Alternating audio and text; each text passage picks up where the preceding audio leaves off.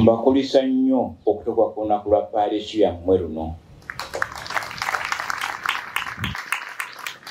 Neebaza nnyo era nkulisa n'abagenyi bonna ab'ekitiibwa n'ab'emikwano abazze okujagulizaako ab'empigi nga bakoze olunaku lwabwe olw'ekifo kyabwe kino. Naddala lw'ekitiibwa Justin Atukwasa Kazibwe, baŋŋambe nti oba oli awo si mukatoliki naye tumugenyi mukulu. Ekikumi ekyaffe kye twasonze kati n'ekikumi 5 kye tunoonya kijja kutuyamba okuyiwasirako eyo tusitule Eklezia. Naffe badde tuli bakozi era tumenyigiramu n'omutima gumu, naye tujja kubasaba mutuwanirireko mutuyambeko ate tusobole okuba nga tugenda mu maaso. Akawunti yange simanyi ziriko buli mwaka mpaayo, naye nga sinagenda wala sirimu bya bufuzi Ssebufaadi.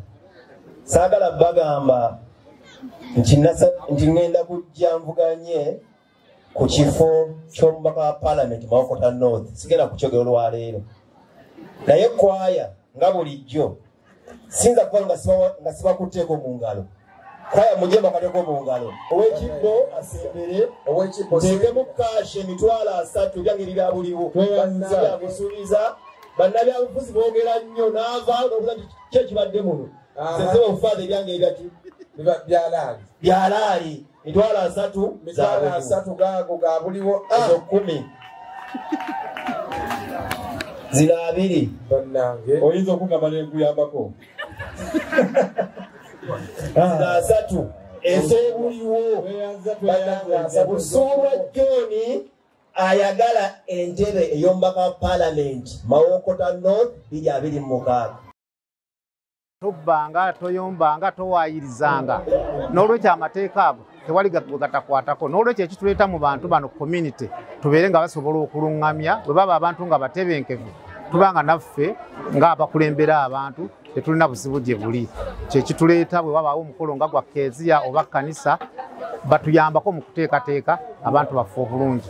Twebaza abasobodde okuwayo ssente ku bintu nga bino, nga President Museveni yatuwa obukadde 2, Honorable Amelia Kyambadde yatuwa seminti ensawo 10, omulamuzi atuwaddeyo miliyoni 10, n'abalala bazze nga batuwa ssente okubanga Eklezia eno ezimbwa ebeere ku mutindo mu kitundu kino ekya Mpigi. Abantu batuduukiridde ne ssente enkalu eza cash esoba miliyoni 5 ate n'eza pledges. Naye twebaza abantu bonna, naye era n'okubiriza abantu okwongera okubeera abakozi, okwewaayo n'okuddukira emirimu gy'Omukama.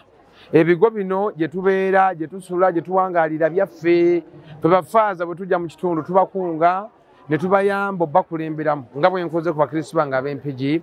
So mbasaba mutuwanirirenga nga abakristo b'Empigi bwe bampanirira, ate n'emikwano gyonna tubanga ng'oyitiddwa oba paalisi yonna ekuyise banemusitukiranga ne mujja ne mutuwanirira, kubanga bwe mutajja abakristo baffe bokka tebeemalirira, nabo bakola ne bakoowa. Ate nga Eklezia yaffe ffenna toyinza kumanya mwali ayinza okufumbirwa eno oba ayinza okuwasa eno oba ayinza okukolera eno.